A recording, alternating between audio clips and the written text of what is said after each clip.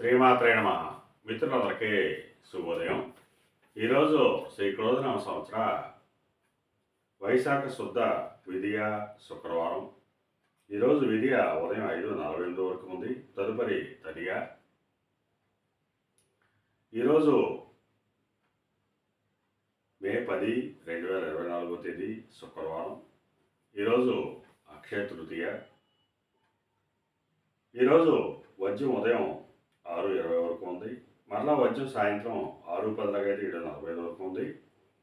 దుర్ముహూర్తం ఉదయం 8:07 అయితే 8:58 వరకు ఉంది. మరలా తిరిగి దుర్ముహూర్తం మధ్యాహ్నం 12:27 అయితే 1:13 వరకు కూడా దుర్ముహూర్తం ఇవ్వడం జరిగింది.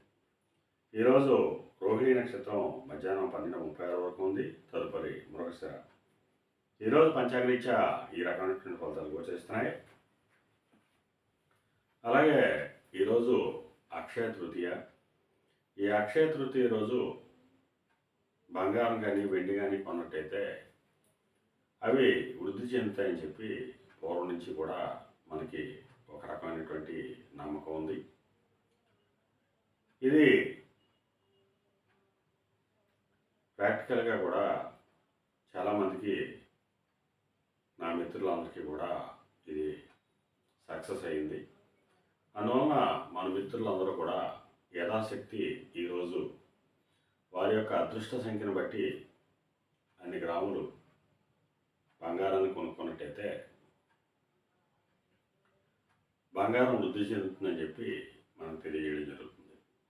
అలాగే పూర్వశాస్త్రంలో కూడా ఈరోజు పెరుగుని కానీ తేనెని కానీ అలాగే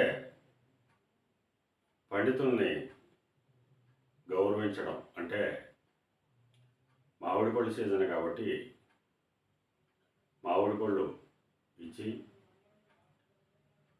విష్ణుకరణని దానంగా ఇచ్చినట్టయితే సర్వసౌఖ్యాలు కలుగుతాయని, ఐశ్వర్యవృద్ధి కలుగుతుందని చెప్పి మనకి శాస్త్రవచనం. అలాగే ఈరోజు నక్షత్రాలైనటువంటి రోహిణి, మృగశిర నక్షత్రాలు ఎవరికి తారాబలం కుదురుతుందో మనం పరిశీలించినట్లయితే ఆరుద్ర, స్వాతి, శతతార ఈ నక్షత్రాల్లో జన్మించినటువంటి మన మిత్రులందరికీ కూడా ఈరోజు నక్షత్రాలు అయినటువంటి రోహిణి, మృగశిర నక్షత్రాలు అనుకూలంగా ఉంటాయి.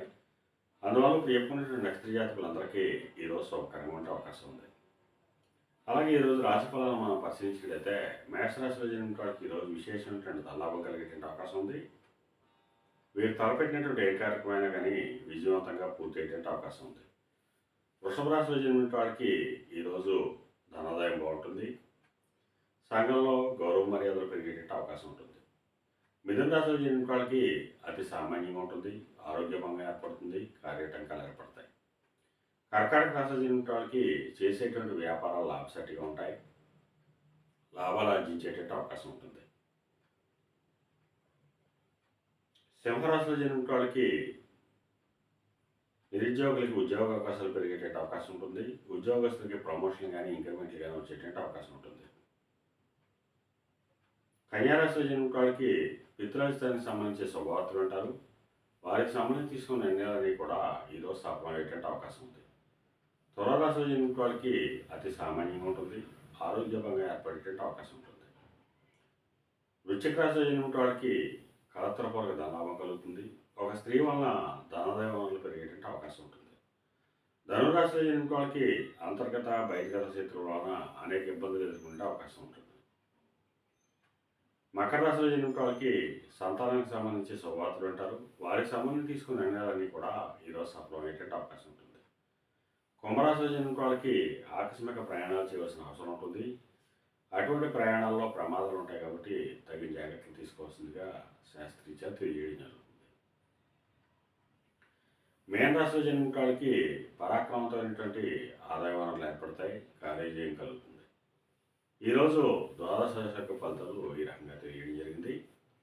అలాగే ఈరోజు కళారంగంలో ఉన్న వాళ్ళకి కానీ, కళాత్మకమైనటువంటి వస్తువులు ప్రయోగాలు చేసిన వాళ్ళకి కానీ, సుగంధ పన్నెండు ద్రవ్యాలు ప్రయోగాలు చేసిన వాళ్ళకి కానీ, సౌందర్య సాధన ప్రయోగాలు చేసిన వాళ్ళకి కానీ ఈరోజు మిక్కిలి శుభదాయకంగా లాభదాయకంగా ఉండే అవకాశం ఉంది. అలాగే వ్యవసాయ రంగంలో ఉన్న వాళ్ళకి కానీ, వ్యవసాయ ఉత్పత్తులు ప్రయోగాలు చేసిన వాళ్ళకి కానీ ఈరోజు శుభకరంగా ఉండే అవకాశం ఉంది. వస్త్ర వ్యాపారులకు కానీ, సముద్రయానం చేసిన వాళ్ళకి కానీ, సముద్ర ఉత్పత్తులు క్రయ విక్రయాలు చేసిన వాళ్ళకి కానీ ఈరోజు శుభకరంగా ఉండే అవకాశం ఉంది. ఈరోజు పంచాంగరీత్యా ఈ రకమైనటువంటి ఫలితాలు గోచరిస్తున్నాయి. అలాగే ఈరోజు శుక్రవారం, అందువలన ఆ అమ్మవారిని జగన్మాతని ఆరాధించిన, ఆ అమ్మవారి క్షీరాన్ని నైవేద్యం చేసిన సర్వశుభాలు కలుగుతాయని చెప్పి శాస్త్రీత్యా తెలియజేయడం జరుగుతుంది. అలాగే ఈరోజు అదృష్ట సంఖ్యలుగా 5, 6, 8 తెలియజేయడం జరుగుతుంది.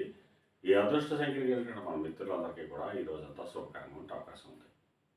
అలాగే ఈరోజు లేత ఆకుపచ్చ వస్త్రాలు కానీ లేదా ధవళ వస్త్రాలు కానీ ధరించినట్లయితే సర్వశుభాలు కలుగుతాయని చెప్పి శాస్త్రీత్యా తెలియజేయడం జరుగుతుంది. అలాగే మరలా రేపు శుభోదయం కార్యక్రమంలో మరలా కలుసుకుందాం. అంతవరకు మన మిత్రులందరికీ మరొకసారి శుభోదయం. ఇట్లు మీ పెద్దబాబు సిద్ధాంతి గొల్లల మామిడాడ.